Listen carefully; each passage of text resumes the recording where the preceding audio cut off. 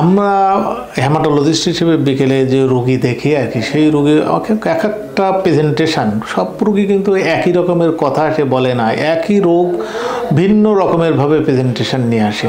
আমি অনেক সময় মানুষের গায়ে যখন রক্ত স্বল্পতা দেখা দেয় বা রক্ত শূন্যতা যখন দেখা দেয়, সেগুলো নিয়ে আমি অনেকবার আপনাদের সামনে হাজির হয়েছে। কখনো দেখা যায় যে কারো রক্ত শূন্যতার জন্য সে হয়তো কম খাওয়া দাওয়া করছে, এরকম হতে পারে। কখনো দেখা যায় যে তার পারিবারিক সমস্যা আছে, পারিবারিক বলতে অনেক অনেক রোগ আছে যেটাতে পারিবারিক বা ভাবে তার হেমোগ্লোবিন কম থাকে। বিশেষ করে আপনারা জানেন যে থ্যালাসেমিয়া। কখনো দেখা যায় যে রক্ত যে আরবিসির যে মেমব্রেন সেগুলো ভেঙে যাচ্ছে, সে কারণেও হয়তো অনেক সময় দেখা যায় যে হেমোগ্লোবিন। আবার অনেক সময় একটা ডিজিজ মানে প্রাইমারিটা রক্ত রোগের মধ্যে না, কিন্তু অন্য জায়গায় সমস্যা।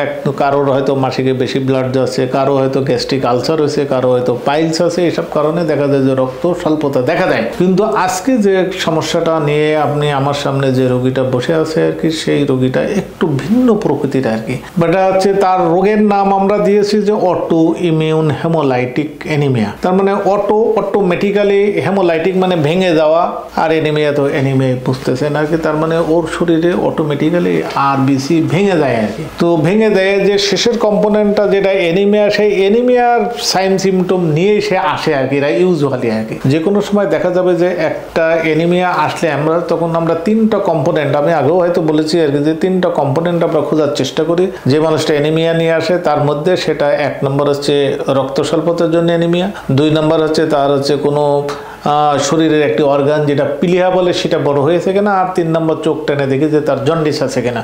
জন্ডিস মানে আমি আগেও বলেছি যে জন্ডিস মানে যে সবসময় লিভার ডিজিজ থাকে এমন না আর কি। কোনো জায়গায় যদি রক্ত কোনো কণিকা যদি ভেঙে যায়, বিশেষ করে আরবিসি যদি ভেঙে যায়, সেখানে এরকম জন্ডিস আসে আর কি। তো তাহলে এই মেয়েটা কিন্তু সেই একই সকল কম্পোনেন্ট, এই 3টা কম্পোনেন্ট নিয়ে আমার কাছে যখন আসে, তখন আমার কাছে, এবং এখানে একটা কথা মনে রাখতে হবে আর কি, যে রক্ত স্বল্পতা বা যেটাকে আমার রক্ত স্বল্পতা থেকে মানুষ বেশি জানে হচ্ছে অ্যানিমিয়া হিসেবে, সেই অ্যানিমিয়া কিন্তু অনেক সময় দেখা যায় যে ধীরে ধীরে ধীরে ধীরে কেউ এই অ্যানিমিয়া নিয়ে হেমোগ্লোবিন নিয়ে বছরের পর বছর, প্রায় 8-10 মাস 1 বছর ধরে ওয়েট করতেছে, কিন্তু তার কিন্তু কোনো সমস্যা হয় না। কিন্তু এই যে আপনি নতুন একটি কেসের কথা বললাম, যে আমার সামনে যে রোগীটা বসে আছে, সেই রোগীটার সম্বন্ধে বললাম, এটা ওর হচ্ছে হঠাৎ করেই আর কি এটা আরম্ভ হয়েছিল আগে। সে ভালো ছিল আগে, অ্যাপারেন্টলি বেটার 3 or 5 days অথবা 15 দিন আগ পর্যন্ত সে ভালো ছিল।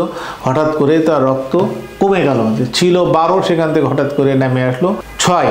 তো তাহলে এটা আমরা মনে করছি এখানে তখনই মাইন্ড স্ট্রাইক করলো যে তার মনে হয় রক্তটা ভেঙে যাচ্ছে আর কি। তো ভেঙে যাওয়ারও আমাদের এখানে ধরার অনেকগুলো টেস্ট আছে, বিশেষ করে খুব শর্ট আর কি। আমি সবসময় গোল্ড স্ট্যান্ডার্ড টেস্ট বলি না, যে সিবিসি কমপ্লিট ব্লাড কাউন্ট। এই কমপ্লিট ব্লাড কাউন্টের সাথে যদি এই একই কম্পোনেন্টেরই মধ্যে আছে রেটিকুলোসাইট কাউন্ট, এটা একটা যদি করা হয় তো রেটিকুলোসাইট কাউন্ট এখানে অনেক বেড়ে যায়। আর সাথে সাথে যদি বায়োকেমিক্যাল প্যারামিটারের হিসাবে আমরা যদি এলডিএস করি তো সেটাও বাড়তে পারে। তবে এখানে এই এলডিএস করে কোনো ডায়াগনস্টিকের জন্য আমাকে 2টা টেস্ট করলে আর কি আমরা এই অটোইমিউন হেমোলাইটিক অ্যানিমিয়া ধরতে পারি। সেই 2টা টেস্টের মধ্যে আমি একটি বলেছি যে রেটিকুলোসাইট কাউন্ট, যেটা একদম সিবিসির একটি কম্পোনেন্ট, আর 2 নম্বর হচ্ছে একটা কুমস টেস্ট, একটা টেস্টের নাম আর কি। এই কুমস টেস্টগুলো পজিটিভ হয় এই ক্ষেত্রে আগে। তো যখন এই 2টা টেস্ট যখন পজিটিভ হয়, এবং সাথে সাথে আমি ওই যে 3টা কথা বলেছি, যে একটা অ্যানিমিয়া থাকতে হবে, একটা জন্ডিস থাকতে হবে, আর হচ্ছে তার পেটের পিলিয়া বড়াতে হবে, এই কম্বিনেশনগুলো যখন একসাথে আমরা পেয়ে যাই এবং তার শর্ট হিস্ট্রি থাকতে হবে, তো তখন আমরা তাকে অটোইমিউন হেমোলাইটিক অ্যানিমিয়া বলি। এবং সেই অ্যানিমিয়াতে আক্রান্ত হয়েছিল, পরবর্তীতে আমরা চিকিৎসা করতে করতে, এগুলো চিকিৎসাও খুব সহজ আর কি। অ্যাকচুয়ালি যে হয়েছে কি, যে এগুলো ওইরকম মানে যেহেতু অটোমেটিক্যালি আছে, মানুষ অনেক কথাই বলি না, যে বলে যে হঠাৎ করে যে উঠবে, হঠাৎ করে পড়ে যাবে, এগুলো ওই রকম আর কি, ঝড়ে বক মারে কেরামতি বাড়ে ফকিরের মতো আর কি। যে দেখা যাচ্ছে যে হঠাৎ করে আইসে, অটোমেটিক্যালি 15-20 দিন পরে দেখা যায় যে অনেক সময় ভালো হয়ে যায়। আর ভালো না হলে যে মিনিমাম ওষুধ আর কি, বডির অ্যান্টিবডি তাড়ানোর জন্য বা অ্যান্টিবডি সাপ্রেস করার জন্য যে মিনিমাম ওষুধ, সেই ওষুধগুলো মনে করেন যত ফার্মাসিউটিক্যাল কোম্পানি আছে, ABCD থেকে আরম্ভ করে সবারই এই ধরনের ওষুধ আছে আর কি। তো সব মিলে আর কি এটার চিকিৎসা খুব ভালো।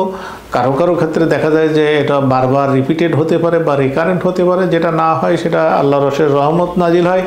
আমরা মনে করি যে এটা এই যে অটোমেটিক যে আরবিসি ভেঙে যাওয়া, এটা খুব বড় ধরনের কোনো ত্রুটি না বা বড় ধরনের কোনো ডিজিজ না। আপনারা সবাই ভালো থাকুন, আপনারা সুস্থ থাকুন।